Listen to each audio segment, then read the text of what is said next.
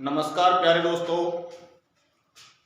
मैं देव क्लासेज के ऑनलाइन मंच पर आप सभी का हार्दिक अभिनंदन एवं स्वागत करता हूं। मेरे प्यारे दोस्तों, हम टॉपिक बाय टॉपिक एक एक कंसेप्ट को क्लियर करते हुए आगे बढ़ रहे हैं और उसी श्रृंखला में आज जो चर्चा करनी है हमें, वो चर्चा होगी आपकी परिमेय और अपरिमेय संख्याओं की। दोस्तों, काफी सारे प्रश्न पूछे जाते हैं एग्जामों के अंतर्गत कि निम्नलिखित में से कौन सी परिमेय संख्या है, कौन सी अपरिमेय संख्या है। इससे रिलेटेड काफी सारे क्वेश्चन आते रहते हैं। तो कंपटीशन के एग्जाम के अंतर्गत दोस्तों बस यही है कि आप रेगुलरिटी से अपनी वीडियो वगैरह देखते रहें या नियमित अध्ययन करते रहें, तो निश्चित रूप से कहीं ना कहीं सफल होने के चांस बन ही जाते हैं। तो देखिए दोस्तों, शुरू करते हैं अपने टॉपिक को।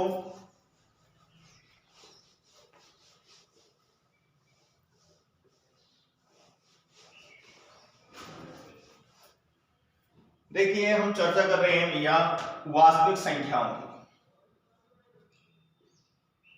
वास्तविक संख्या क्या होती है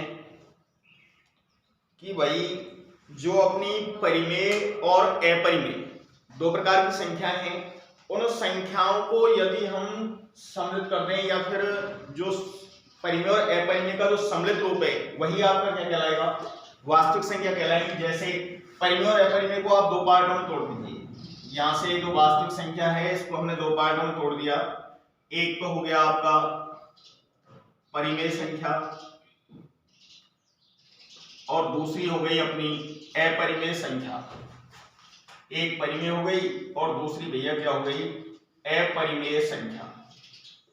तो मेरे दोस्तों, यहां से आगे की जो कहानी है वो इनमें आपको इनका डिवाइडेशन कर चलना है, पार्टीशन कर चलना है।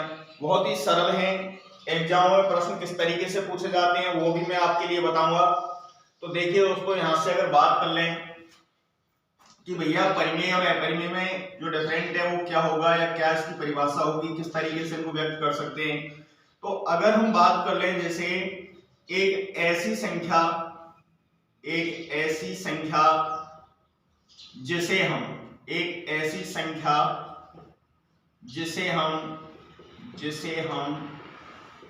P बटे Q के रूप में लिख सकते हैं। P बटे Q के रूप में लिख सकते हैं। तो यहां पे अगर बात करें, जहां Q का मान 0 नहीं होना चाहिए, Q बराबर 0 नहीं होना चाहिए, ये इसकी शर्त है। क्या स्थिति बनेगी कि ऐसी संख्या जिन्हें हम P बटे Q के रूप में लिख सकते हैं जहां पर Q का मान क्या नहीं होना चाहिए दोस्तों, 0 नहीं होना चाहिए। अब बात कर ले यहां से आगे कि भैया को ऐसी स्थिति में क्या क्या स्थितियां बनेगी, कहां कौन सी संख्या। तो जैसे मैं आपके लिए लिख दूं मेरे दोस्तों 25/4 लिखा। तो इसको आप चाहो तो डेसिमल में भी, पॉइंटों में भी दर्शा सकते हैं, जैसे इस तरीके से 6.25 लिख दिया। या अब मैं आपसे कहूं कि भैया 6.25 है, इसको क्या हम भिन्न में बदल सकते हैं अपने? तो बिल्कुल दोस्तों बदल सकते हैं। जैसे 6.25 है तो मेरे भाई दशमलव के बाद कितने अंक आए, 2 अंक आए। तो ऐसी स्थिति में आप यहां से 1 लिखिए, क्योंकि 1 से तो कोई परिवर्तन होना नहीं है। और भैया जितने अंकों के बाद में यहां से दशमलव के बाद जितने अंक आ रहे हैं उतने ही आप इस पे क्या लगा दीजिए, 0 लगा दीजिए। जैसे भैया यहां से मैंने पॉइंट हटाया, पॉइंट के बाद 2 अंक थे तो मैंने भैया इस तरीके से इसको लिख दिया। तो आप इसकी फ्रैक्शन में मतलब भिन्न बना दिया आपने एक तरीके से। अब भैया भिन्न बन गई तो क्या यहाँ पे Q का मान 0 तो नहीं आ रहा है, तो दोस्तों 0 नहीं है यहाँ पे, तो 100 है, पूरा 100 है। तो इसको आप आगे कैलकुलेट करें तो देखिए 25 से काट दो, 25 25 625। और भैया इधर बात कर ले 25 चौका 100। अर्थात कह सकते हैं हम कि भैया जो भिन्न निकल के आई अपनी, या P बटे Q के रूप में जैसे दर्शा सकते हैं, वो भैया 25/4 है।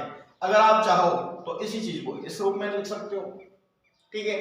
तो ऐसी स्थिति में आपने देखा कि भैया हमने यहाँ पे ये वाली स्थिति थी 25/4 थी, इसको ऐसे भी लिखा और इससे ऐसे भी परिवर्तित किया।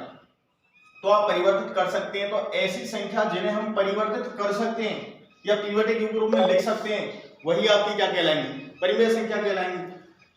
जैसे मैं बात कर लूं यहां से कि भैया मैंने लिख दिया आपके लिए 0.432, क्या इसको मैं भिन्न रूप में लिख सकता हूं? तो बिल्कुल प्यारे दोस्तों लिख सकते हैं। कैसे कि भैया इसको आप ऐसा कीजिए, बटे में 1 रख लीजिए, कोई परिवर्तन नहीं हुआ। अब भैया यहां से क्या पॉइंट के बाद कितनी संख्याएं हैं आपकी, 3 अंक हो गए। तो भैया पॉइंट हटाया और 3 अंक आपने बढ़ा दिया। अब 3 अंक बढ़ाते ही आपकी स्थिति आ गई 432/1000। अब भैया काटना किससे, तो आप एक बार काट लीजिए। काटेंगे किससे दोस्तों, तो 4 की डिविजिबिलिटी का रूल आपको पता ही होगा कि 4 के पिछले 2 अंकों में भाग दे लीजिए। तो भैया 4 से भाग दे दें, 4 एकम 4, 0, 4 8 32। इधर देखें 4 से काट दीजिए तो भैया कितनी बार कटेगा, 250 बार कट गया। अब मेरे दोस्तों फिर से क्या 4 का भाग जाएगा, तो नहीं मेरे प्यारे दोस्तों, यहां से आपको सिर्फ 2 का भाग देना पड़ेगा। तो इधर 54 बार जाएगा और इधर देखें तो आपका 4 का भाग देंगे, सॉरी 4 का नहीं 2 का दिया है, 2 से काट दिया 54 बार, तो 2 से इसको काट दीजिए 125 बार। क्या अब इसमें कोई और संख्या का भाग जाता है, तो बिल्कुल प्यारे दोस्तों यहाँ पे आप 9 का भाग चला जाएगा। क्यों कि भैया 9 6 की 54, और इधर देखें तो 9 एकम 9, बच गए कितने 4, सॉरी 3, सॉरी इसमें नहीं जाना भाई, 9 का नहीं जाएगा क्योंकि यहाँ पे अंकों का योग 9 नहीं हो रहा है, क्योंकि यहाँ पे 8 ही रही है, 5 2 7 और 1 8। तो ऐसी स्थिति में आप देख पाएंगे कि 54 बटे, देखो इस तरीके से लिखेंगे इसको भिन्न के रूप में, 54 बटे 1 2 5, इस तरीके से आपने लिख दिया 125। तो अब अगर किसी संख्या से कट रहा है तो काटिए, अन्यथा आपकी यही क्या बन गई, भिन्न बन गई। ठीक है, तो इसके लिए हम कह सकते हैं कि भैया इसको हमने 0.432 को भिन्न रूप में लिखा तो 54 बटे 125 लिख दिया। तो बिल्कुल साहब ये भी एक ऐसी संख्या है, परिमेय संख्या है। अगर मैं आपसे कह दूं कि यहाँ पे जो स्थिति है वो आपकी, जैसे देखिए इधर से एक बार में थोड़ी मिसिंग है,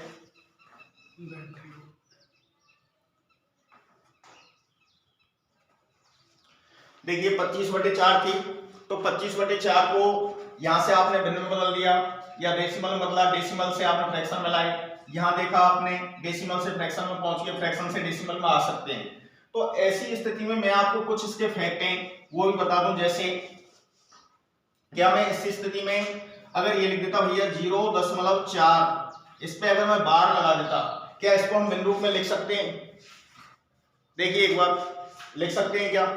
तो बिल्कुल मेरे प्यारे दोस्तों, आपको ये बार वाली कंडीशन में स्पेशली एक वीडियो लेके आऊंगा इस पर स्पेशल। बाकी अगर यहाँ पे बात करें तो भैया 4 है, 4 पे बार है तो आप 4 लिखिए सबसे पहले, और जितने अंकों पे बार होती है उतने ही बटे में क्या लिखते हैं, 9 लिखते हैं प्यारे दोस्तों। तो आप इसको लिखना चाहें तो 4/9 लिख सकते हैं। तो यहां से आपने देखा 4/9 0.4 को आप 4 पे बार लगी हुई है, इसको आप क्या कर सकते हैं 4/9 भिन्न रूप में लिख सकते हैं। तो प्यारे दोस्तों ये भी एक कंडीशन हुई। क्या सर ये पूर्णांक है 2, क्या मैं इसको ये परिमेय में होगा या परिमेय में होगा? तो मेरे प्यारे दोस्तों सीधा सा एक ही फंडा है कि समस्त पूर्णांक परिमेय होते हैं। कोई भी पूर्णांक आप उठा लीजिए, सारे के सारे ही कैसे होते हैं, परिमेय होते हैं। तो देखो इधर मैं लिख देता हूं यहाँ पे पॉइंट बाय पॉइंट। भैया नंबर 1 अगर बात कर लें कि समस्त पूर्णांक परिमेय होते हैं। कोई भी आपको यदि पूर्णांक दे रहा है तो भैया समस्त पूर्णांक परिमेय होते हैं। अब दोस्तों प्रश्न दिमाग में काफी सारे उठ रहे होंगे, क्या साहब माइनस वाली संख्याएं भी परिमेय में होंगी? तो बिल्कुल मेरे प्यारे दोस्तों, तब तक आप प्लस और माइनस की संख्याओं का कॉम्बिनेशन नहीं बनाओगे तब तक वो पूर्णांक ही नहीं। क्यों कि भैया पूर्णांक की मैंने परिभाषा क्या बताई आपको कि सभी ऋणात्मक एवं धनात्मक संख्याओं के साथ यदि 0 को शामिल कर दिया जाए तो वे संख्याएं क्या कहलाती हैं, पूर्णांक संख्याएं कहलाती हैं। तो समस्त पूर्णांक परिमेय होते हैं, चाहे वो प्लस के हो चाहे वो माइनस के हो। जैसे मैंने आपसे कह दिया भैया 5, 5 आपने लिखा, पूर्णांक है तो बिल्कुल मेरे दोस्तों कैसा होगा, परिमेय होगा। मैं आपसे कह दूं भैया 7 तो बिल्कुल 7 परिमेय होगा। अगर बात कर लें कि भैया यहाँ पे आपने लिख दिया 9.4, क्या ये पूर्णांक है? होगा? नहीं, ये पूर्णांक नहीं है मेरे प्यारे दोस्त। यहाँ पे पूर्णांक के लिए आपका पूरा होना चाहिए, मतलब पूर्णांक और भिन्नांश दो पार्ट होते हैं। जैसे मैं आपके लिए लिख देता हूं 4.3, ये लिख दिया मैंने, तो ये तो आपका पूर्णांक का है, ध्यान रखना, ये तो क्या है, पूर्णांक है। और ये दोस्तों क्या होता है, भिन्नांश होता है। ये क्या होता है, भिन्नांश। ये पूर्णांक हो गया अर्थात दशमलव से पहले वाला, ये आपका भिन्नांश हो गया जो एक तरीके से डेसिमल के बाद में है, दशमलव के बाद में है। ठीक है, तो यहां से आगे अगर बात कर लें कि भैया ये आपके पूर्णांक हो गए, कोई भी संख्या और भी हो सकती है यहां से आगे भी, ऐसा कुछ नहीं है कि यही पूर्णांक है, सिर्फ काफी सारे होते हैं, अनंत तक चले जाइए अपूर्णांक पूर्णांक। फिर अगर बात कर लें कि भैया क्या दशमलव वाली स्थिति में कहीं कोई परिवर्तन होता है क्या, जो अपरिमेय भी हो, तो बिल्कुल दोस्तों बन जाती है कंडीशन। तो देखिए दशमलव की बेसंख्या, दशमलव की बेसंख्या जो दशमलव की बेसंख्या जो दशमलव के बाद, दशमलव की बेसंख्या जो दशमलव के बाद एक निश्चित स्थान पर, दशमलव के बाद एक निश्चित स्थान पर समाप्त हो, निश्चित स्थान पर समाप्त हो, या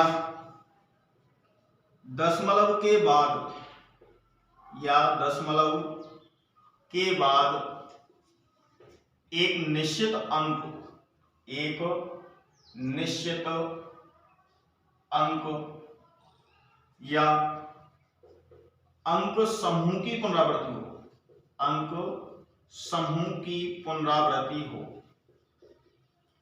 तो मेरे प्यारे दोस्तों यही लैंग्वेज मैंने लिख दी है, और इसके लिए मैं एग्जांपल भी लिख देता हूं। जैसे देखिए इधर लिख देते हैं एग्जांपल के लिए। यहाँ पे अगर बात कर लें कि भैया दशमलव की वे संख्या जो दशमलव के बाद एक निश्चित स्थान पर समाप्त हो, अर्थात बोले तो टर्मिनेट होनी चाहिए, शांत होनी चाहिए। तो मेरे प्यारे दोस्तों यहां से अगर हम बात करें, जैसे आपने मैंने लिखा था 25/4, तो भैया आपने भाग दिया 6.25, पूरा कंप्लीट भाग चला गया, शेषफल क्या निकल के आ गया, 0 निकल के आ गया। जब 0 शेषफल आ जाए तो वो भिन्न कैसी कहलाती है मेरे प्यारे दोस्तों, शांत दशमलव। कैसी कहलाएगी, शांत दशमलव। और मेरे प्यारे दोस्तों ये भी मैं स्पेशली आपको जैसे ही आप पढ़ते जाओगे वहां पे ये चीज भी क्लियर कर दूंगा कि कब तो भिन्न शांत होगी और कब अशांत होगी। तो मेरे प्यारे दोस्तों आप यहाँ तो इतना ही देखिए कि 25/4 थी, इसको हमने भाग दिया, तो मेरे प्यारे दोस्तों कहां पे जाके खत्म हुई है, 6.25, भिन्न शांत हो गई, तो ये शांत डेसिमल हो गई। तो देखो मैंने वही लिखा है, दशमलव की वे संख्या जो दशमलव के बाद एक निश्चित स्थान पर समाप्त हो, ये बिल्कुल समाप्त हो चुकी है, यहां से आगे कोई कैलकुलेशन नहीं है इसके अंतर्गत। तो आपने देखा कि भैया 6.25 हो गई, शांत हो गई, अर्थात ये भी कैसी भिन्न है, या बोले तो कैसी संख्या है, परिमेय संख्या होगी। अगर मैं बात कर लूं आपसे कि साहब आपने लिख दिया 10/3, क्या ये भी परिमेय है, तो बिल्कुल आप देखेंगे दोस्तों कि भैया 3 तिया 9, दशमलव लगाया, फिर से 1 से बच गया तो फिर से 0 उतारेंगे, 3 तिया 9, 3 तिया 9, 3 तिया 9, 3 तिया 9, इस तरीके से ये भी अनंत तक चलेगी, ये भी कभी शांत नहीं होनी है। लेकिन भाई साहब आगे क्या है कि दशमलव की वे संख्या जो दशमलव के बाद एक निश्चित स्थान पर समाप्त हो, या तो समाप्त हो या दशमलव के बाद एक निश्चित अंक की पुनरावृत्ति या अंक समूह की पुनरावृत्ति हो। तो दोस्तों यहाँ पे क्या हो रहा है, 3 के बाद में 3 3 3 3, ये अनंत तक चल रहा है। तो ऐसी स्थिति भैया शांत तो होनी नहीं है, तो कैसी रहेगी, अशांत रहेगी। लेकिन है कैसी है, आवृत्ति, अशांत आवृत्ति। तो यहाँ पे आपकी 3 की जो आवृत्ति हो रही है ना बार बार, इसको चाहे तो हम ये भी लिख सकते हैं 3.3 पे बार। क्या लिख सकते हैं इसको, 3.3 पे बार। अब भैया 3.3 पे बार लग गई, अर्थात यहां से एक नया पॉइंट निकल के आ गया, क्या कि दशमलव की वे संख्या जो दशमलव के बाद एक निश्चित अंक की पुनरावृत्ति हो या निश्चित अंक समूह की पुनरावृत्ति हो, या फिर अगर हम बोले दूसरी भाषा में तो क्या बोल सकते हैं कि बार वाली संख्याएं। कौन सी वाली? बार वाली संख्याएं। बार दोस्तों आप जानते होंगे जैसे किसी भी अंक पे ये इस तरीके से लगती है। तो यहाँ पे आप देख रहे हैं 3.3 पे क्या हो गई? बार हो गई। इसका मतलब ये 3 है, ये अनंत तक रिपीट हो रहा है, ध्यान रखना। अच्छा, एक चीज आपके दिमाग में प्रश्न चल रहा होगा दोस्तों कि भैया 3.3 पे आपने सर बार लगाई, क्या ये पूर्णांक पे बार नहीं लग सकती? चलो मेरे को कमेंट करके बताना कि भाई क्या पूर्णांक पे हम बार नहीं लगा सकते हैं या लगा सकते हैं। ये चीज आप कमेंट करके मेरे को बताओगे तो ठीक है, ये कमेंट करके जरूर बताना मेरे दोस्तों। अब यहां से आगे हम बात करें तो साहब ये भी हो गई। साहब आपने लिख दिया कि साहब 50/99, क्या लिख दिया दोस्तों? 50/99। तो यहां से स्थिति क्या बनेगी दोस्तों? तो आप देखेंगे मेरे प्यारे दोस्तों, यहां पे आपके 50 50 50 50 50, यहां ये 2 अंकीय संख्या है और मेरे प्यारे दोस्तों रिपीट हो रही है 50 50 50 इस तरीके से। तो आप इसको मैं क्या लिख सकता हूं कि 50 इस पे क्या लगा दूं? बार। तो भैया 50 पे क्या लग गई? बार लग गई। अर्थात इसका मतलब क्या है कि भैया ये अनंत तक पुनरावृत्त होगी आपकी, ये कभी शांत नहीं होनी, ध्यान रखना। ये अशांत में चलेगी लेकिन यह कैसी है? आवृत्ति। तो मैंने वही चीज लिखी है दोस्तों यहाँ पे कि दशमलव की वे संख्या जो दशमलव के बाद एक निश्चित स्थान पे समाप्त हो, अथवा या फिर दशमलव के बाद एक निश्चित अंक जैसे 3 3 3 3 अंक या अंक समूह की पुनरावृत्ति हो। तो दोस्तों ये क्या बन गया? अंकों का समूह बन गया, 2 अंकों का समूह बन गया जो अनंत तक रिपीट चलेगा, अर्थात आवृत्ति होती रहेगी। तो ऐसी स्थिति में इसको भी मैं क्या लिख सकता हूं भैया? परिमेय में या परिमेय में? तो मेरे प्यारे दोस्तों ये भी संख्या कैसी होगी? परिमेय संख्या होगी। ये भी कैसी संख्या होगी? परिमेय संख्या होगी।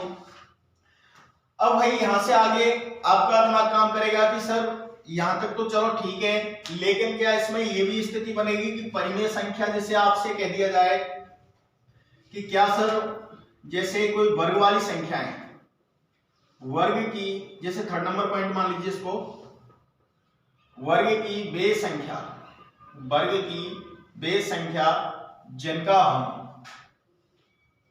हम पूरा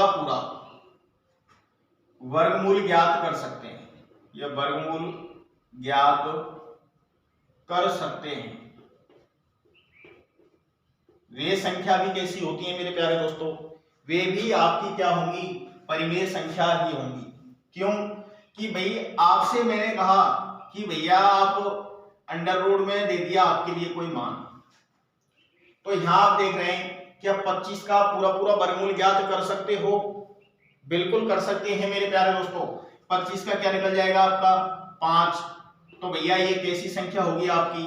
परिमेय संख्या होगी। अगर मैं बोल दूं मेरे प्यारे दोस्तों 289 पे मैंने लगाया अंडर रूट, कैसी संख्या है? परिमेय है या अपरिमेय है? तो बिल्कुल दोस्तों आप कहेंगे कि साहब ये तो 17 का वर्ग है, 17 का स्क्वायर है, 17 का स्क्वायर है। तो मेरे प्यारे दोस्तों ये भी संख्या कैसी हो गई? परिमेय हो गई। अगर मैं आपसे कह दूं भैया 159 कैसी संख्या है, तो आप कहेंगे साहब कुछ डाउट सा लग रहा है। बिल्कुल, तो मेरे प्यारे दोस्तों पूरा डाउट है, ध्यान रखना। क्यों? कि भैया 159 पूर्ण वर्ग नहीं होती है। पूर्ण वर्ग होती क्या है? 169, 169 किसका होता है? 13 का। तो दोस्तों इस तरीके से आप ध्यान रखना, कहीं गलती मत कर जाना। क्यों? कि आपको लगभग 30 तक तो वर्ग याद करने ही हैं, 30 तक तो आपको वर्ग याद करने ही है अगर कंपटीशन में बैठना है तो। नहीं तो भैया टाइम पास करते रहो, कोई दिक्कत नहीं है। तो यहाँ पे आप देखेंगे किसका हो गया दोस्तों? 13 का। तो ये भी कैसी संख्या है? एक परिमेय संख्या है। ठीक है, ये आपकी परिमेय नहीं होगी क्योंकि इसका हम पूरा वर्गमूल ज्ञात नहीं कर सकते हैं। तो ये संख्या कहां चली जाएगी दोस्तों?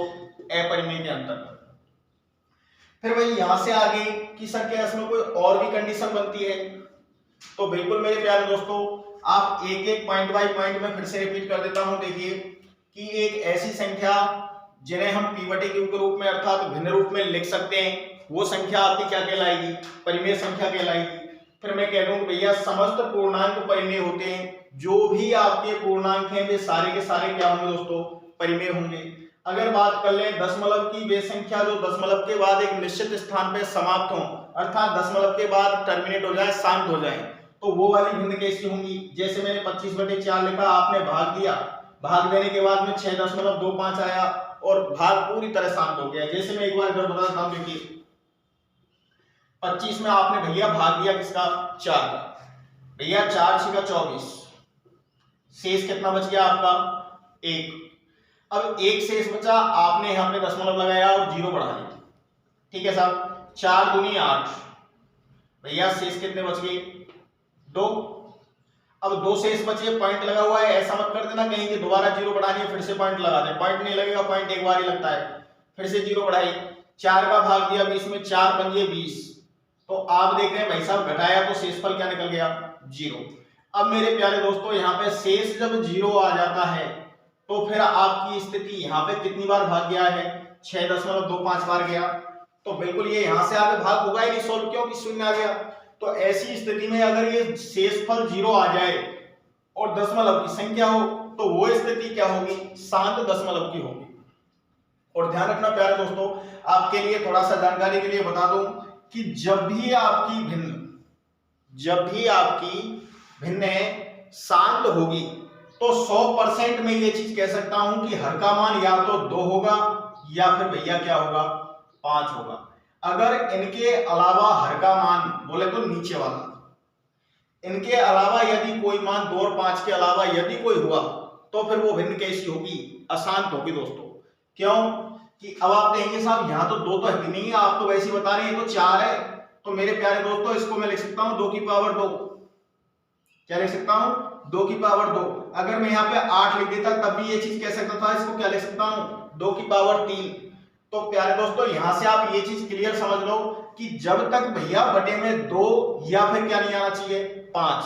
2 या 5 अगर हुए तो शांत होगी, नहीं हुए तो अशांत होगी, ठीक है। बाकी आगे इससे आगे जो चर्चा करते हैं वो आपकी अपरिमेय संख्या ही करेंगे, तो आप एक बार इसका स्क्रीनशॉट वगैरह ले लीजिए।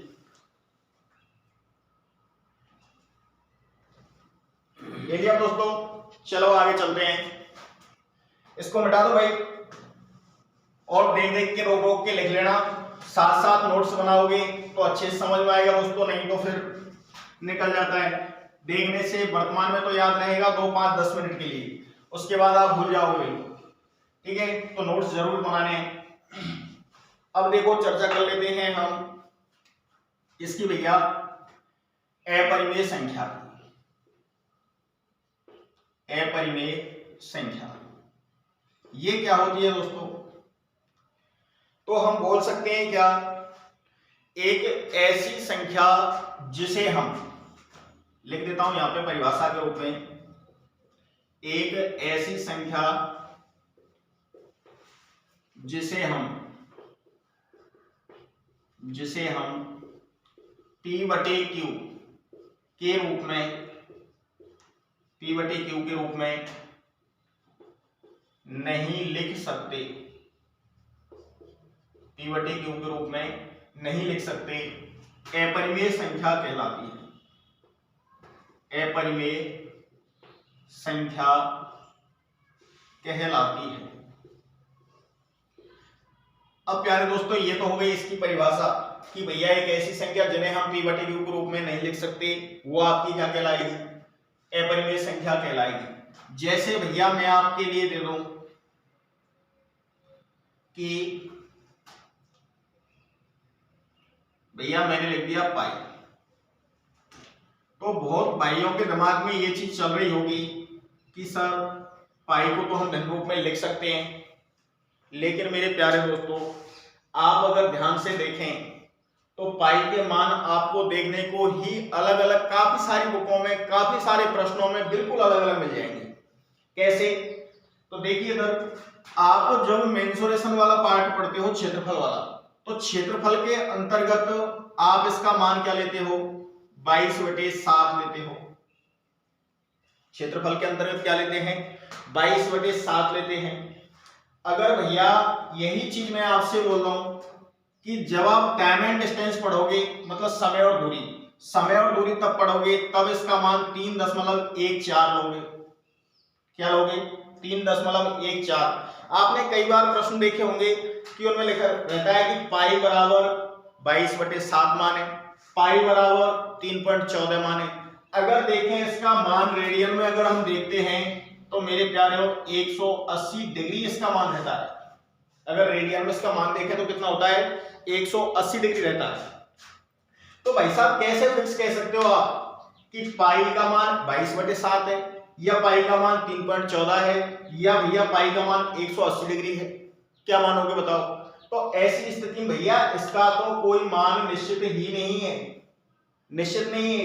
इसीलिए यह संख्या किस में रखी जाएगी, अपरिमेय के अंतर्गत, क्योंकि भैया पाई का मान कोई निश्चित नहीं कर पाया। दोस्तों ये तो पाई थी, पाई तो भैया पाने वाली चीज का कोई क्या बता सकता है, कुछ भी नहीं बता सकते।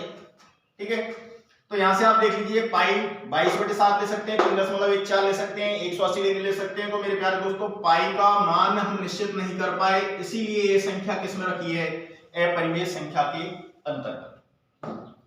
अब बात कर लें साहब कि यहां से आगे सर इसमें क्या और प्रोसेस होता है। तो बिल्कुल मेरे प्यारे दोस्तों यहां से आगे अगर हम बात करें तो दशमलव की वे संख्या, दशमलव की वे संख्या जिनका हम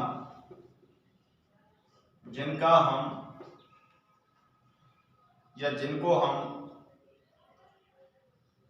भिन्न रूप में नहीं लिख सकते, भिन्न रूप में नहीं लिख सकते, तो वे संख्याएं भी क्या होंगी मेरे प्यारे दोस्तों, वे भी आपकी कैसी होनी है, कैसी होंगी, अपरिमेय। ऊपर लिखा हुआ है अपरिमेय, अपरिमेय का ही कहानी चल रही है पूरी की पूरी, जो भी है नहीं लिख सकते। जैसे भैया मैं आपसे कह रहा हूं 1.245876934 कुछ भी जो भी है, आपको इस तरीके से मैंने कोई संख्या लिखी, क्या आप इसको भिन्न में बदल सकते हो? तो मेरे प्यारे दोस्तों ये भिन्न में नहीं बदली जा सकती। क्यों कि भैया ये अनंतक अंकों की आवृत्ति तो हो रही है लेकिन अशांत भी है, चल भी रही है। तो भैया यार 2 से आगे कौन सा अंक आएगा हमें क्या पता है, कोई पता नहीं है ना। फिर दूसरी बात आप कहेंगे साहब के ऐसा कर लो या के नीचे 0 रख लो, ठीक है रख लिया, लेकिन भाई साहब यहां से आगे देखें तो आपके कितने अंक हैं, तो 1 2 3 4 5 6 आगे भी चलेंगे, लेकिन जाने कौन सा अंक आएगा क्या पता। तो ऐसी स्थिति में भैया ये संख्या जो दशमलव के बाद अनंत तक अलग अलग अंकों की पुनरावृत्ति हो, अनंत तक अलग अलग अंकों की पुनरावृत्ति हो, अर्थात जिनकी पुनः भिन्न नहीं बनाई जा सकती, वो संख्याएं भी कहां आएंगी दोस्तों, अपरिमेय संख्या के अंतर्गत ही आएंगी। फिर बात कर ले साहब कि दशमलव वाली स्थिति तो हो गई। अब इसके बाद साहब क्या वर्ग वाली स्थिति में, तो वर्ग की वे संख्या जिनका हम पूरा पूरा वर्गमूल ज्ञात नहीं कर सकते,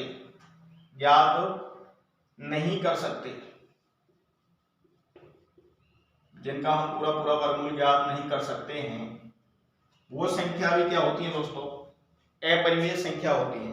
जैसे मैं आपसे बोल दूं भैया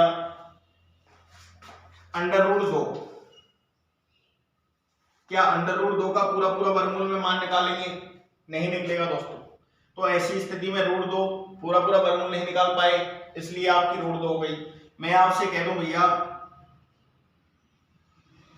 क्या इसको ऐसे लिख सकता हूं, जैसे √3 लिख देता हूं, चलो तो ये भी संख्या कैसी है दोस्तों, अपरिमेय ही होगी।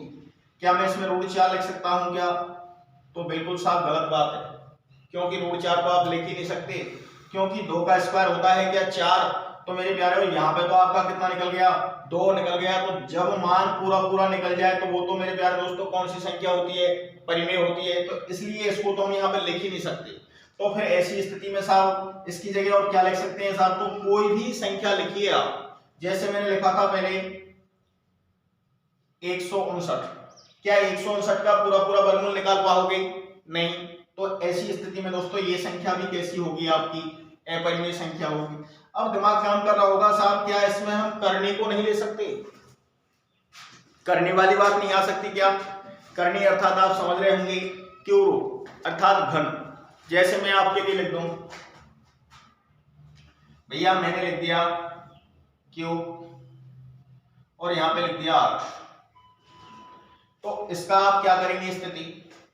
तो यहां पे तो आपकी स्थिति की अगर बात करें तो भैया पूरा पूरा वर्गमूल की बात हो रही है, या फिर मैं आपसे कह दूं कि मैंने लिख दिया 10, तो 10 पूर्ण वर्ग भी नहीं, ना वर्गमूल निकलेगा ना घनमूल निकलेगा।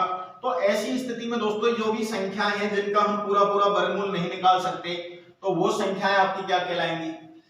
अपरिमेय संख्याएं कहलाएंगी। कई बार प्रश्न पूछ लिए जाते हैं कि भैया देखो साहब इससे पिछली बार मतलब 2018 में इसमें से एक प्रश्न पूछा था, और वो प्रश्न क्या था दोस्तों? देखो इनसे रिलेटेड प्रश्न काफी सारे पूछे जाते हैं, तो वो प्रश्न भी देख लें एक दो बार, कैसे कैसे प्रश्न पूछे जाते हैं। जैसे देखिए आपसे बोल रहे निम्नलिखित में से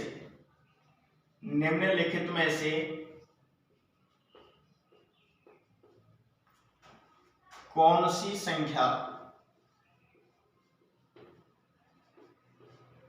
संख्या परिमेय नहीं है? निम्न में से कौन सी संख्या परिमेय नहीं है?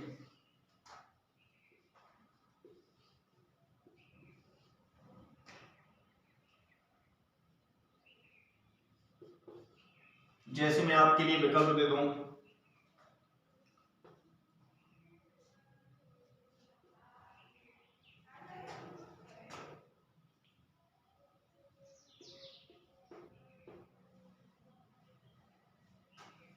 मैंने इधर लिख दिया दोस्तों 22/7 लिख दिया, 2/5 लिख दिया, 3.4 पे मैंने बार भी लगा दिया, और दोस्तों 1 लिख दिया मैंने इधर आपकी समझने के लिए 0.4268 इस तरीके से मैंने आपके लिए प्रश्न लिख दिया। अब भैया इस प्रश्न में आप ये चीज देखिए कि पहली चीज तो हम गड़बड़ कहां करते हैं, यहीं पे कर जाते हैं प्रश्न को पढ़ने कि निम्नलिखित में से परिमेय संख्या, बस इतना पहुंचेंगे, कौन सी संख्या परिमेय, बस कि परिमेय संख्या पूछिए हमसे, और परिमेय को देखेंगे तो आपका पहला ऑप्शन ही परिमेय मिल रहा है। तो आप यहाँ पे गलती करेंगे कंफर्म रूप से कि भैया यहाँ पे ये वाला आंसर सही है, और कितना खुशी होंगे कि यार मैं तो कितना सरल सवाल पूछा है एग्जाम में। लेकिन मेरे प्यारे दोस्तों ऐसी गड़बड़ी अक्सर होती है, तो उन गड़बड़ियों को आप मत करना, और प्रश्न को हमेशा 1 सेकंड खर्च और होगी एक्स्ट्रा, क्योंकि यहां से आगे कितना सा प्रश्न बचा है, परिमेय नहीं है, इसका मतलब 3 तो परिमेय होंगी और एक आपकी कैसी होगी, अपरिमेय होगी। तो यहाँ पे आप देख रहे हैं ये वाली संख्या 22/7 कैसी है, परिमेय है, ध्यान रखना। अगर बात कर लें 2/5 की, लेकिन बाहर साइन माइनस का है, तो बिल्कुल दोस्तों ये भी कैसी होगी, परिमेय ही होगी। इसकी बात कर लें तो मैंने आपको लिखाया बार वाली संख्याएं कैसी होती हैं, परिमेय होती हैं, तो ये भी परिमेय है। लेकिन क्या इसको आप भिन्न रूप में लिख सकते हैं? नहीं लिख पाओगे। तो इसीलिए दोस्तों ये वाली संख्या आपकी परिमेय नहीं है, ये संख्या कैसी है, अपरिमेय है। इस तरीके से आपको एग्जाम के अंतर्गत प्रश्न पूछे जाते हैं। कई बार ज्यादातर लगभग आप देखिए कोई भी पेपर उठा के देख लीजिए, लगभग 25 से 30% प्रश्न तो आपको नेगेटिव ऋणात्मक मिलेंगे ही। तो ऐसी स्थिति में यहां से आगे एक एग्जांपल चलो और लिख देता हूं मैं, निम्न में से अपरिमेय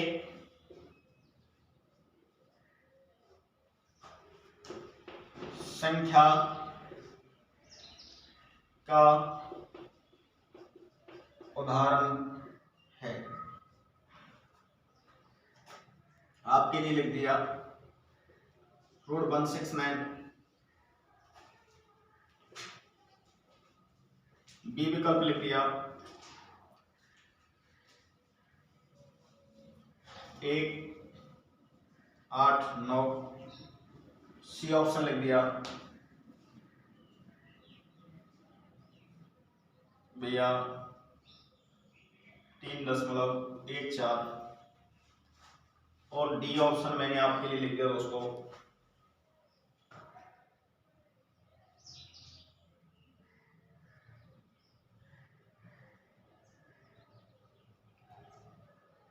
जैसे चलो अंडर रूट में ही लिख देता हूं 197। बताइए निम्न में से अपरिमेय संख्या का उदाहरण है, मतलब अपरिमेय संख्या कौन सी है ये चीज आपको देखनी है इनसे।